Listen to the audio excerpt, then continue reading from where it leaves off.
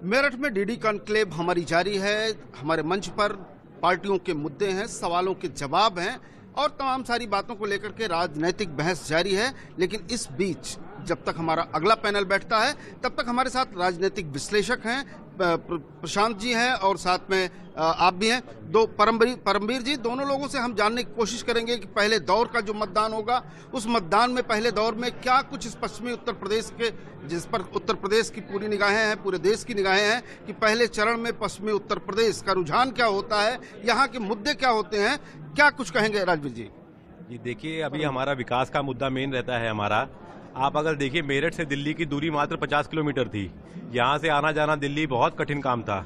अभी metro rapid rail हमारी आ रही है, हमारा हाईवे बनके तैयार है। तो जनता को क्या चाहिए? जनता के लिए अगर आवागमन आसान होगा, दिल्ली से नज़दीक हरियाणा का कितना विकास हुआ, हमारा विकास क्यों नहीं हो पाया अब तक?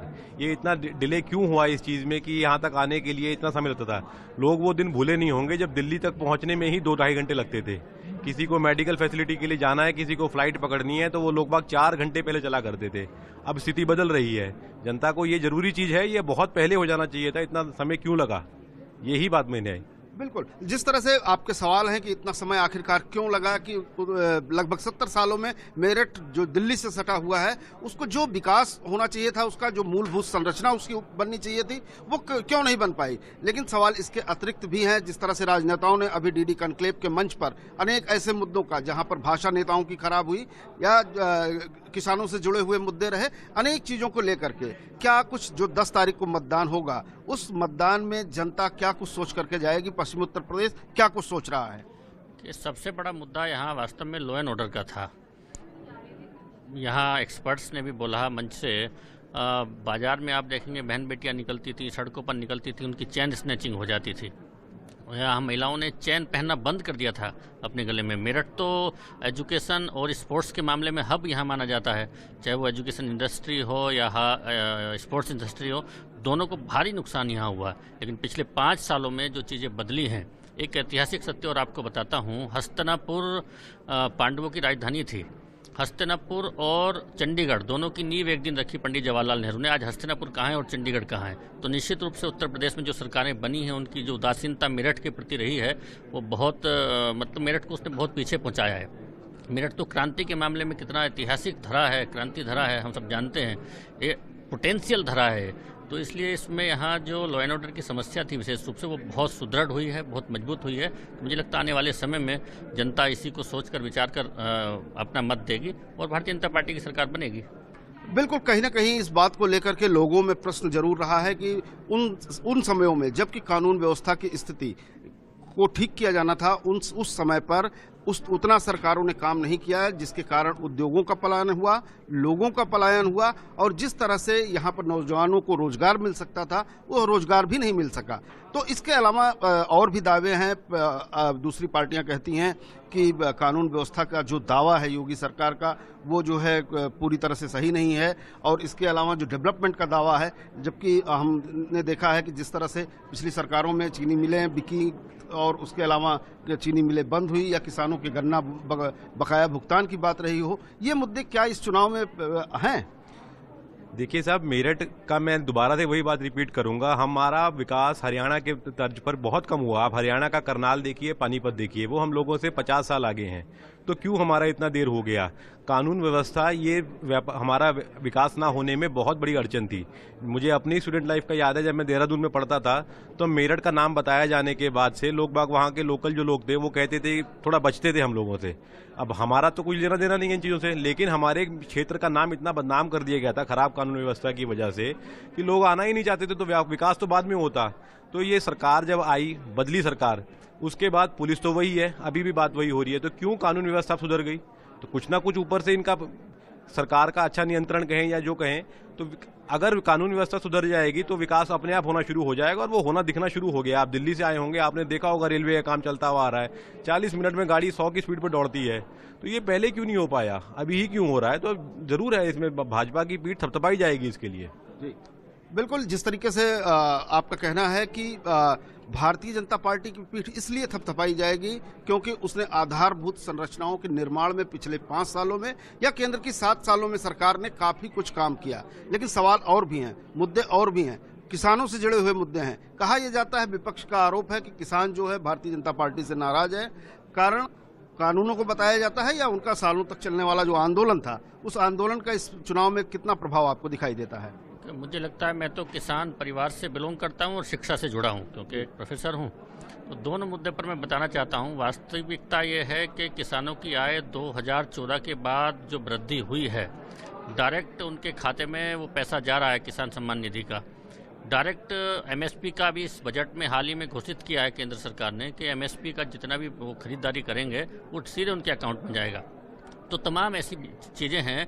एक छोटा सा गुट वो विरोध कर रहा था, वो धरने पर बैठा था, निश्चित रूप से उसकी बात बाद में मान ली गई किन्हीं अन्य कारणों के चलते, लेकिन किसान वास्तव में खुशहाल है पिछले 5 सालों में, 7 सालों में जो किसान की आय में वृद्धि हुई है उसके कारण। दूसरी बात शिक्षा की जो मैं कर रहा था, पश्चिमी उत्तर प्रदेश में आप देखेंगे 3 विश्वविद्यालय इस सरकार ने दिए हैं। अलीगढ़ में एक विश्वविद्यालय दिया है राजा महेंद्र प्रताप जी के नाम पर, दूसरा विश्वविद्यालय माँ शाकुंभरी देवी के नाम पर सहारनपुर में दिया है, और तीसरा विश्वविद्यालय यहाँ मेरठ में खेल विश्वविद्यालय, यानी उत्तर प्रदेश का पहला खेल विश्वविद्यालय यहाँ दिया है, क्योंकि यहाँ खेल के क्षेत्र में विशेष अभिरुचि रखने वाले लोग हैं। तो निश्चित रूप से हर क्षेत्र में विकास हो रहा है।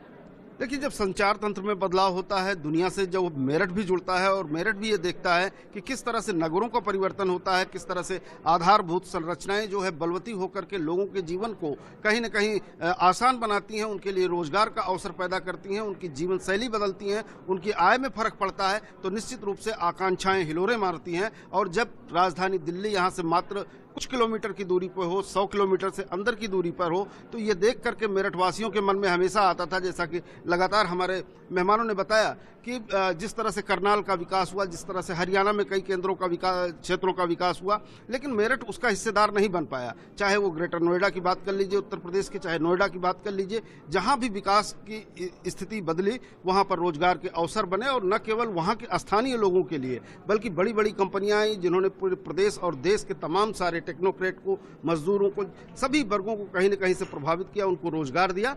और ये स्थिति जो है बदलती है, तब बदलती है जब सरकार की एक सोच होती है। एक प्रश्न यहाँ पर जो है मेरे भी मन में आता है कि जिस तरह से आपने कहा कि हस्तिनापुर और चंडीगढ़ दोनों शहरों के लिए आधारशिला एक ही वक्त पर रखी गई। एक चंडीगढ़ को बनाया जाना था, दूसरा हस्तिनापुर को बनाया जाना था, लेकिन चंडीगढ़ की सूरत क्या है और हस्तिनापुर की सूरत क्या है, इसको देख करके ही जाना जा सकता है कि दोनों पत्थरों को लगाने में कहीं न कहीं नियत के प्रति उतना समर्पण नहीं था कि वो हस्तिनापुर को भी उसके मुकाम तक ले जा करके खड़ा किया जा सके। क्या कहेंगे इसको लेकर के? सब हमारे भारत देश में ना एक ऐसी लॉबी रही है जो लगातार जो हमारा अतीत है उसे भुलाया जा रहा है, हमारे अतीत को मिटा के जो हमारे आयातित दिखाया जा रहा है। भारतवर्ष का अतीत सदियों नहीं हजारों साल पुराना है। तो एक टाइम तो एक लॉबी ऐसी भी रही है जो श्री राम को काल्पनिक बोलती थी। तो उस कार्यकाल में आप हस्तिनापुर का कहें, जो महाभारत को भी केवल एक काव्य बता देते हैं, वो लोग उसकी रियलिटी पे शक करते हैं। तो एक ऐसी बहुत बड़ी लॉबी रही थी, जो मैं मानता हूँ वही लोग इस काम के पीछे थे कि जो हस्तिनापुर को डेवलप नहीं होने दिया गया। ये बहुत पहले हो जाना चाहिए था। अगर आप एंशिएंट हिस्ट्रीज पढ़ेंगे तो उसके अंदर मेरठ के पास में ही बागपत है, वहाँ से आर्कियोलॉजी सर्वे ने इतने पुरातन अवशेष निकाले हैं कि अगर उनके ऊपर काम करा जाए तो वो तो पूरी एक म्यूजियम बन सकता है उसके ऊपर। लेकिन आप दुर्भाग्य देखिए कि आज वो हस्तिनापुर की जैसे बात उठी थी, हस्तिनापुर वहीं का वहीं रह गया। ढंग से एक बार के अलावा उसमें खुदाई भी नहीं करी गई है। आगे बढ़ाना तो बहुत दूर की बात थी। तो ये एक लॉबी थी, एक जो काम करती थी, जो भी भारत का पुराना गरिमामान अतीत है उसको दबाने के लिए, और आपको सिर्फ एक बढ़ाया जा रहा था कि केवल एक मुगल कालीन जो शासन था वही हमारा स्वर्णिम काल था, उससे पहले तुम कुछ थे ही नहीं, जबकि ऐसा नहीं है। तो ये एक लॉबी का काम था बस। ये हमारे संवाददाता इस चैनल से जुड़े हुए हैं, जो लोग लगातार जो है क्षेत्र में हैं, चुनावी प्रचार अभियान पर उनकी तीखी नजर है। पश्चिमी उत्तर प्रदेश में किस तरह से क्या कुछ चल रहा है, किस तरह से 10 तारीख को मतदाता अपना मतदान करने जा रहा है और क्या कुछ उसके मन में है, ये तो निखर करके 10 मार्च को आएगा ही। लेकिन मुद्दे क्या होंगे, इसकी लगातार चर्चा हमारी जारी रहेगी।